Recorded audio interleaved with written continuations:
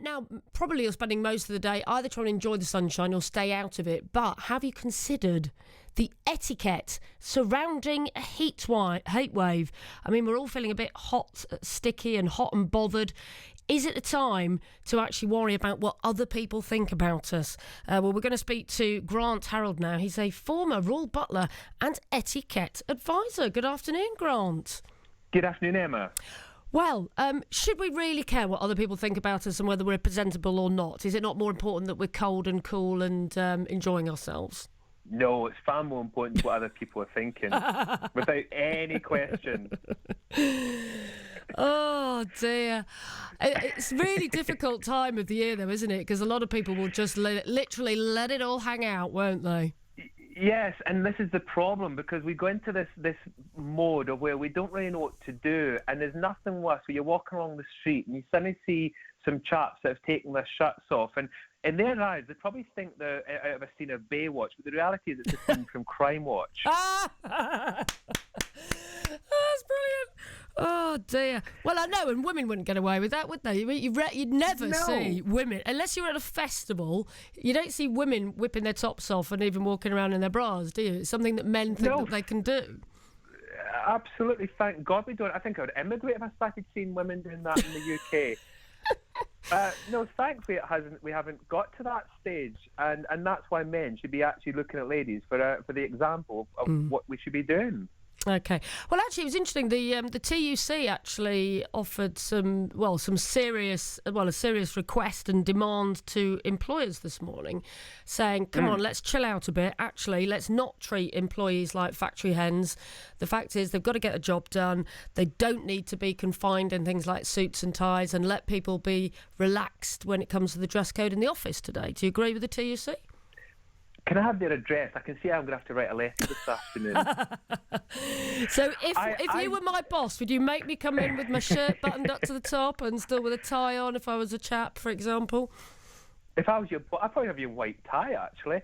I think the thing is, the reality is, there is some companies which do have the dress code where they say, we want you to come in more casual than what you would normally be. And if that's what the dress code is, that's fine. If that organisation, that's what they want. However, in the UK, there's very few places that thankfully have those kind of rules, and we do have to kind of still come in with our suits on. What I do say to employers, it's not often this question ever comes up, but when we do have this kind of weather, is the relaxed approach is allowing them maybe to wear something linen. So instead of making them come in something, the normal suit, maybe they could wear a linen suit. Or for ladies, it's a bit easier, because obviously, when I say easier, that's not always the case, but more day dress or something light and summery. And for chaps, if it's a suit, as I mentioned, a linen suit or something, but it's trying to avoid the idea of shorts and t-shirts and vests and God knows what else they might even try putting on.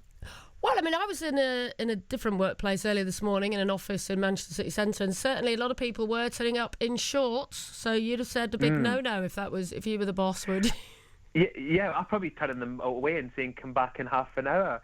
And I think the other thing is that for some reason, I don't know what it is with this weather or with when we get this sunshine, is sunglasses. People put sunglasses on and they never take them. So when you're speaking to somebody, they never take them off. So you're standing you're basically having a chat with your reflection. It's wonderful if you're putting makeup or lipstick or whatever on, but other than that, it's completely impractical, and you can't have a proper conversation with somebody. Oh, well, you say that, but I was looking through the paper on my lunch break and I spotted one of your previous employers, presumably Prince Charles, chatting to two ladies at an event, presumably yesterday, wearing sunglasses. With the sun, I can see another letter going off this afternoon. Yeah, you're going to be firing a lot of angry letters off, aren't you, Grant?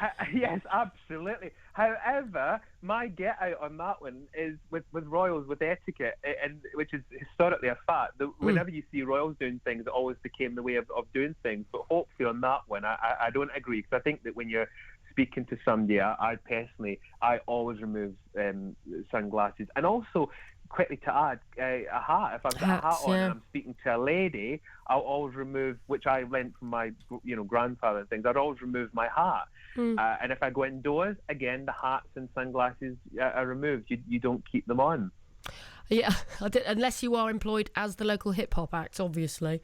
Well, actually, yes, unless you've suddenly become the next Bond, then wonderful.